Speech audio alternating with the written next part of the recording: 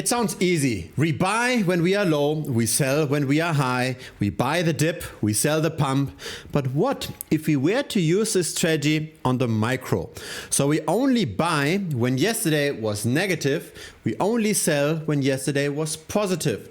So how much do we really fluctuate up and down based on yesterday's price? Should we potentially wait to sell until we see a positive day? And should we wait to buy until we have seen a crash? Let's crunch the numbers. Let's crunch it for Bitcoin, for Ethereum, and also for the stock market. So here's Bitcoin Strategy Analytics. It's the backtesting platform of this channel, available to all premium members. And here we've got Bitcoin. If you bought whenever yesterday was negative and you sold whenever yesterday was positive and there's no trading fees, then you would have made a lot of losses in the early days of Bitcoin. Because especially during the early cycles, Bitcoin just continued to go up day after day. But then in 2018, something has changed.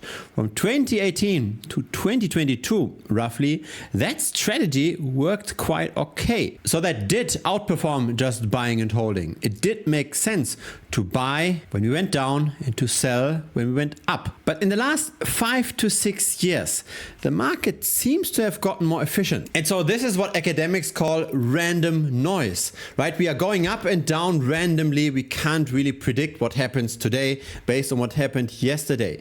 In the early days, that was not true for Bitcoin, but for the last 5 to 6 years, it is true. Probably because there's now too many quant traders, there's too much automated trading, and that's arbitraging away simple strategies like this. Now, what happened here in 2018? Why did we suddenly see a reversal and a balancing out of that strategy? The growth for the crypto market has stopped. This here is the number of active addresses on the Bitcoin network. This tended to go up all the way to 2018 and then it stagnated. Since then, since Bitcoin hit $20,000 roughly, Bitcoin only appreciated because it was used as an investment vehicle compared to other investment vehicles, right? Compared to tech stock investments, for example, or compared to gold. But it didn't really grow as a network anymore. The nature of Bitcoin changed in 2018. So that's the number of active addresses. Here we've got Bitcoin's performance relative to the Nasdaq 100.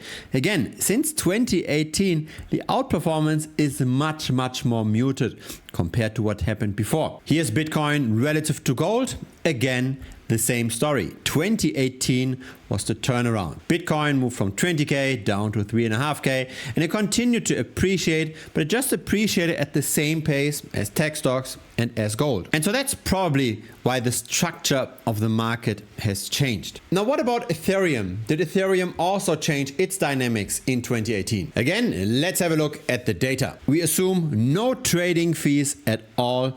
And here is what we get. It was a very bad idea to sell when yesterday was positive and to buy when yesterday was negative up until 2018. And since then, that strategy works. And interestingly enough, it still works. Bitcoin has already matured to a point that buying any given dip and selling any given pump doesn't give any edge at all. But that's not true for Ethereum. For Ethereum, the strategy still works. The market hasn't yet matured as much. There seem to be less quant traders in ETH compared to Bitcoin. Maybe because there's also much less capital involved. Now that's the first interesting takeaway, right? It does tell us that when we are interested in potentially accumulating Ethereum, to do this when yesterday was rather negative, and when we want to sell, to rather do this when yesterday was positive. So we should not ignore the micro. It does make sense to have a look at just the short-term fluctuations. It doesn't make sense to actively trade this because of course the fees are much larger than the edge. But if we are considering any ways to change our positions, it does make sense to wait a bit. Now, what about the ratio of two cryptocurrencies? Let's say we've got Bitcoin and Ethereum, and Bitcoin on a given day underperforms versus Ethereum, and another day it outperforms versus Ethereum. Does it make sense to be contrarian here? Does it make sense to buy, for example, Ethereum when Ethereum yesterday underperformed versus Bitcoin, and vice versa? Does it make sense to sell Ethereum when Ethereum rallied versus Bitcoin yesterday? Let's have a look at the data again. So this time we look at relative performance, BTC versus ETH. That ratio is shown here in the top.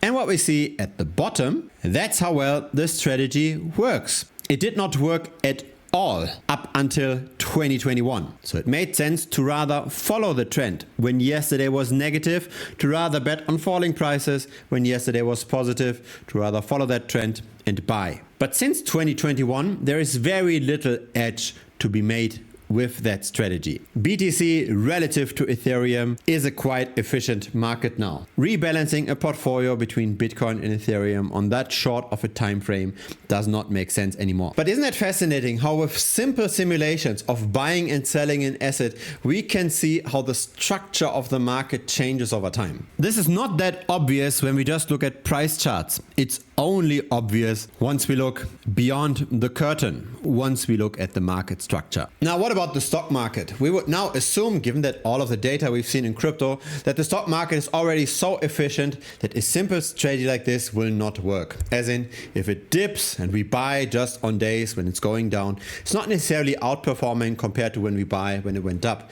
Is that true though? Let's have a look at the Nasdaq 100, so at US technology stocks, because technology stocks tend to long-term outperform regular stocks, so the S&P 500. We've got a lot of data for the Nasdaq 100. The chart starts in 1986. That's 39 years of data. Don't ask me why I know this.